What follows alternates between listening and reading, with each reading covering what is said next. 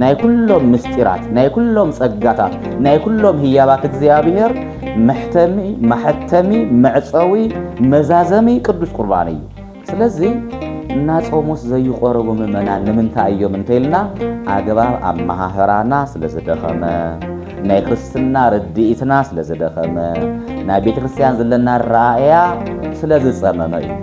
ጾም እየ ግን አይቆርብን እንተይልካ ሓወይ ሓፍተይ ወይ ምእመናን ንጸውሚና ግን አይቆርብን እንተይልኩም ስጋለና ነብስ ይብልና ንከም ትሉ ዘሎ ስጋለና ነብስ ይብልና ነው የተመሰከረ ወይ ድማ ተእምነት ብልምድ ይኹም ሒስኩም ወንበርን ሕይወታዊ ጌርኩም አይተረዳአኹም ወን ሕዝናይ ግብጽ ቤተክርስቲያን ተሪኢና ናይ ህንድ ቤተክርስቲያን ተሪኢና ዘይቆርብ ምእመን ይብለን ኣብ ግብጽ ቤተክርስቲያን ኩሉ ናብ ቤተ መቅደስ ዘአተው ቆራቢ ኩሉ ናብ ቤተክርስቲያን ዘአተው ማለት እዩ ናብ ቤተክርስቲያን ዘአተው ምእመን በሙሉ ቆራቢ ምክንያቱ አእማደ ምስጢር ተማሂሮም እዮም ስራይ ክርስቲያን ተማሂሮም እዮም ነገረ ድሕነት ተማሂሮም እዮም ነገረ ድሕነት ስለዝተማሃሩ ናይ ድሕነት መንገድ ድኻዓት ዓብይ መሰረታዊ ቅዱስ ቁርባን ስለዝኾነ ኩሉ ሰዓይ ይቅበሉ ስጋይ ዘይበልዐ ደመይ ዘይሰተየ ናይ ዘላለም ሕይወት የብሉን እያት ስለዚህ ጾይምና ጸሊና ሰጊድና ናው ቁርባን ንሕና ወንኮ ኣብ ቤተክርስቲያን አቲና ዘይተመጠው እንቁርባን ይሰደድ ቤተክርስቲያን ናበልና ነዝይም ንዝምር አርሰና ነገር ንረግም ግን ምንታይ ዘይንቅበል ስለዚህ አንቱም ምእመናን ዘይት ቆሪኩም ማን ጸይምኩም ዘይት ቆርቡ ዘለኹም ክትሓስቡ ይዝግባ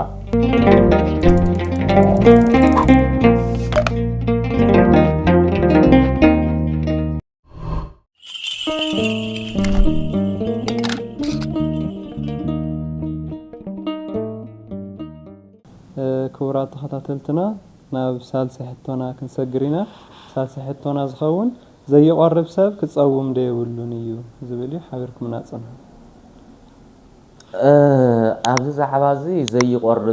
ሰብ ክጸውም ደይኽእል እዩ ዝብል ሕቶ ምስ ዘመን ክንሪዮን ከለና ንምንታይ እዩ ዘይቆርብ ዝብል ሕቶ ያነ ከዓሓተካ ተመሊሰ ወይ ከዓ ንምንታይ እዩ ዘይቆርብ ሰብ ዝበሃል ታይ ማለት እዩ ሓደ ሰብ ክርስቲያን ተኾይኑ በክርስቶስ ዘአመነ ተኾይኑ እምነት እንተሃልይዎ ታይ ኮይኑ ዘይቆርብ ዘይቆርብ ምክንያት እንታይ እዩ ዝሕቶ ብኻሊ ሕቶ አነ ወን ብሕቶ ክምልሶ ኮይኑ ግን ነዛሕተትካን ሕቶ ታይ ዘይቆርብ እንተይልና ጾዋም እየ ግን አይቆርብን እንተይልካ ሓወይ ሓፍተይ ወይ ምእመናን ንጸውሚና ግን አይቆርብን እንተይልኩም ስጋለና ነብስ ይብልና ንከም ትሉ ዘለኹም ስጋለና ነብስ ይብልና ነው የተመሰከረ ወይ ድማ ተእምነት ብልምድ ይኹም ሒስኩም ወንበርን ሕይወታዊ ጌርኩም አይተረዳአኹም ወን ምክንያቱ ታ ክርስትናና እንታይ ያትብል ስጋይ ዘይበልዐ ደመይ ዘይሰተየ ናይ ዘላለም ሕይወት የብሉን እያትብል ስለዚህ ጾይምና ጸሊና ሰጊድና ናው ቁርባን ምክንያቱ ቁርባን ምቅባል ስጉእ እንደምን ምቅባል ናይ ምስጢራት ኩሎም ናይ ክርስትና መንገታት ድኻማትና ኩሎም ማህተምን መደምደምን እዩ ኣብ ዝኾነ ትካልአት ይኹም ኣብ ዝኾነ ትካልአት ኢና ወይ ድማ መለለይ መንነት ወጅባና ኣብ ሕድሕድ ጅባኹም ዘሎ መለለይ መንነት ማህተም ኣለዎ ማህተም ዘይውል እንተኾይኑ መለለይ መንነት ኣይኮነን ናይ ሓደ ትካል ሰራሕተኛታት እንተኾይንኩም ናይ ትካል ሰራሕተኛ ምዃንኩም መፍለጢ ማህተም ዘለዎ ወረቀት ኣለዎ ናይ ባዕሉ ሕብሪ ናይ ባዕሉ ምልክት ዘለዎ ማህተም ዝወደቆ ዝዓረፈ ኣሎ ስለዚህ ነዚ ጉዳይ እዚ ማህተም እንተዘይብሉ ሌባ መጭበርበር ተባሂልካ ክትእሰር ክትግረፍ ወይ ከዓ ብግበን ክትሕተት ትኽእል ኢኻ ኣብ ክርስትና ሕይወት እውን ተጠሚቕና ናይ ጥምቀት መዕፀዊ ቁርባን እዩ ተጨዲርና ናይ ጭደር መዕፀዊ ማህተም ቁርባን እዩ አክሊል ጌርና ናይ አክሊል ማህተሚ መደምደሚ ማህተም መቅለፍ ቁርባን እዩ ክህነት ዲቁና ቅስና ተቀቢልና ማህተሚኡ ቁርባን እዩ ስለዚህ መክበበ ኩሎሙ ምስጢራት ናይ ኩሎም ምስጢራት ናይ ኩሎም ጸጋታት ናይ ኩሎም ህያባት እግዚአብሔር ማህተሚ መዕፀዊ መዛዘሚ ቅዱስ ቁርባን እዩ ስለዚህ እና ጾሙስ ዘይቆርቡ ምእመናን ንምንታይ እዮም እንተይልና አግባብ አማሃራና ስለዘደኸመ ናይ ክርስትና ርድኢትና ስለዘደኸመ ናይ ቤተክርስቲያን ዘለና ራእያ ስለዝጸመመ እዩ እዘይ ወጉል ጌርና ወን ክንጥይቅ ንኽእሊና ክነንብብ ንኽእሊና 5 ወይ 6 ኣሃት አብያተ ክርስቲያናት ኣለዋ ኩለን በዜካ ሃገርና ወይ ድማ ኢለ ያምን ኤርትራውን ሻድሸይቲ ሕዚ ኣብ ህንዲ አርመን ሶሪያ ኢትዮጵያ ወዘተረፈ ዘለዋ ሕዚ ናይ ግብጽ ቤተክርስቲያን ተሪኢና ናይ ህንዲ ቤተክርስቲያን ተሪኢና ዘይቆርብ ምእመን የብለንን ኣብ ግብጽ ቤተክርስቲያን ኩሉ ናብ ቤተ መቅደስ ዘኣተወ ቆራቢ እዩ ኩሉ ናብ ቤተክርስቲያን ዘኣተወ ማለት እዩ ናብ ቤተክርስቲያን ዘኣተወ ምእመን ብሙሉ ቆራቢ እዩ ምክንያቱ ኣእማደ ምስጢር ተማሂሮም እዮም ስርዓተ ክርስቲያን ተማሂሮም እዮም ነገረ ድሕነት ተማሂሮም እዮም ነገረ ድሕነት ስለዝተምሃሩ ናይ ድሕነት መንገዲ ከዓ ዓብይ መሰረታዊ ቅዱስ ቁርባን ስለዝኾነ ኩሉ ሰዓ ይቅበሉ ንሕና እውን እኮ ኣብ ቤተ ክርስቲያን ኣቲና ዘይተመጠው ቁርባን ይሰደድ ቤተ ክርስቲያን ናበልና ነዝይም ንዝምር ዓርስና ንገር ንረግም ግን ምንታይ ዘይንቅበል ስለዚ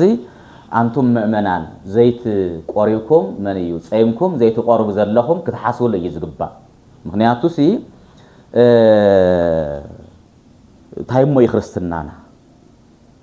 ማህተም ዘይብሉ መታወቂያ ከም ዘይግልግል ቅዱስ ቁርባን ዘይብሉ ክርስትናውን ከግልግል ይኽእልን ሕይወት ክኸውን ይኽእልን ጾሙሺ ግን ናብ ካህን ኪዱ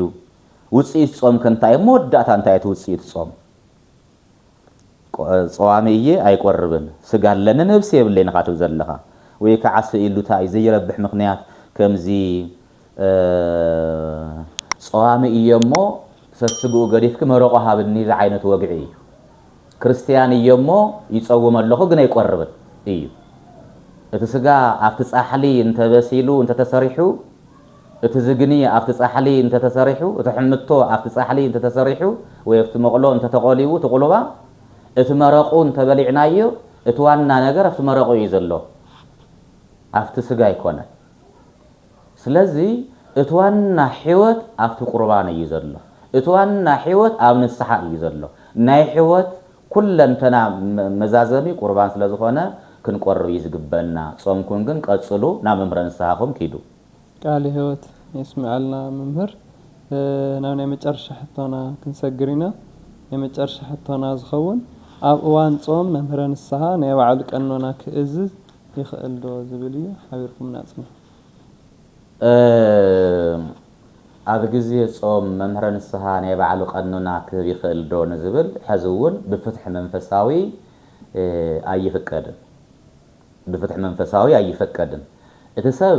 ክናዘዝ ይኽእል እዩ ክናሳሕ ይኽእል እዩ ምክንያቱ ኣብ ዝኾነ ይኹን እዋን ሓጢያት ዝገበረሉ ሰብ ክናዘዝ ክናሳሕ ኣለዎ እቲ ካህን እቲ በደልና ክሰምዕልና ኣለዎ እቲ ካህን እቲ በደልና ምስ ሰምዐ ይናዘዘና እዩ እቲ ስርዓት ቀኖና ዝህበና ግን ንምሳሌ ኣብ ጾም 40 ሓጢያት ተሰሪሑ ናብ መምህረ ንስሕኡ ይኸይድ መምህረ ንስሕኡ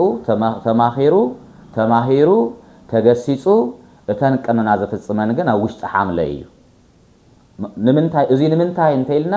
ኣብ ውሽጢ ጾም 40 ሲ ኣብ ጾም 40 ውሽጢ ከም እንሰግድ ከም እንጽሊ ከም እንምጽውት እዩ ዝፍለጥ ትጾም ባዕሉ ዝኽበር ብጥሜት ዘይኮነስ ጾም ማለት ጥሜት ምጥማ ይኾነ ትጾም ዝኽበር ብጥሜት ዘይኮነስ ካብ እኽልን ማይን ተቆጢብና ተሐሪምና ካብ ክፉእ ነገራት ኩሉ ተቆጢብና ተሐሪምና ብሰዓታትን ብዕለትን እናጾምና ብስግደት ውነለው ምጽዋት ውነለው ስለዚ ናይ ጾም 40 ናይ ባዕሉ ስግደት ናይ ባዕሉ ምጽዋት ናይ ባዕሉ ኩሉ ትሩፋ ስለዘለዎ ኣብ በዓለ 50 እውን ከዓ እንደገና ስለዘይስገድ በዓለ 50 ከም ሓንቲ ሰንበት ስለዝኽበር ምክንያቱ ሲየ በዓለ 50 ናይ መንግስት ሰማያት ምሳሌ እውን ስለዝኾነ በዓለ 50 ስጋኻ ደምካ ተቀቢልና ቆሪብና ኣብ መንግስት አምላኽ ድኻምን ስግደትን ጥሜትን የለን ዓሪፍና በሓጎስ በፍስሓ ክንብሪና ዝብል መንፈሳዊ አስተምህሮ ስለዘለዎ ኣብ በዓለ 50 ስለዘይስገድ ጾም ሐዋርያት ሓሊፉ ኣብ ጥሪ ኣብ ሓምለ ኣፍቶም ናይ ስዕረት ስዕረት እንበልዕሎም እዋናት ካብ በዓል 50 ወፃኢ ንኽንሰግዶም ዳይ ዘናንበርን ኣብ ውሽጢ ኣጽዋማት ቀኖና ይህብን ካህን ክቡራን ምእመናን ህዝበ ክርስቲያን እዚ ጾም እዚ ዓብይ ጾም እዩ ስለዚ ኣብ ዓብይ ጾም ኣብ ኩሎም ኣጽዋማት ኩለንተናና ክጸውም ኩለንተናና ክርስቲያን ክኸውን ብሓቂ ክርስትና ምሳና ክህሉ ንሕና ምስቲ ትእዛዝ ቤተ ክርስቲያን ሕጊ ቤተ ክርስቲያን ኣኽቢርና ክንነብር እሞ ድሕርዚ ድማ ሰባት ብክርስትናና ብእምነትና ዝቐንኡልና ዝማረኹልና ተማሪኾም ናብ ክርስቶስ ዝመጽሉ መንገዲ ኢና ክንገብር ዘለና እምበርን ክርስትናና ከም ነፋሒቱ ክኸውን የብሉን ክርስትናና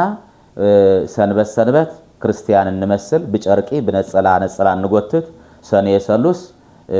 እንድንስ ሰንበትን በዓላትን እንቀድስ እንተኾይና ሕይወት ነፋሒቶ ኢና እንነብር ዘለና እሞ ኣጽዋማትና እንኳ ዓብጽሕኩም ነቲ ቅዱስ ጾሙ ክብል ፈቱ እደሊ ኣብ ምእታው ኣጽዋማት እዩ እንኳ ዓብጽሕኩም ክንብል ብዝበለጸ ክንብል ዝግበአና እምበረፍቲ ምጽዋም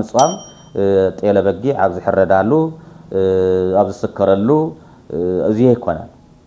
ኮታስ ክርስቲያን ካብቶም ዓንቶ ዝብልናዮ ካብ ኩሉ ዝረሓቐ ስለ ዝኾነ እቲ ጾምና ናይ ድሕነት ናይ ስሬት ናይ ፍቕሪ ናይ ሰላም ጾም ይግበረልና ሓይሊ ክብሪ ምስጋና ንእግዚአብሔር ይኹን ናይ እግዚአብሔር ምሕረት ናይ ቅዱሳን ድንግል ማርያም ጸሎት ምስ ኩላትና ይኹን ወስብሐት ለእግዚአብሔር ክቡር መምህርና ንሕቶታትና መልስ ስለ ዝሃብኩምና ብልቢና ነመስግን ቃል ህይወቱን ይስማዓልና ፍትዋት ተኸታተልትና ንሎም ዕለት ዝነበረና ምስ መምህርና ዝነበረና ጻንሒት ነዚ ክትከታተልዎ ጽናሕኩም ይመስል ነይሩ ኣብ ቀጻሊ ብኻልእ ርእሰ ጉዳይ ሒዝናልኩም ክንመጽእ ኢና ብሩኽ ቅንያት ወስብሐት ለእግዚአብሔር ወለወላዲቱ ድንግል ወለመስቀሉ ክቡር አሜን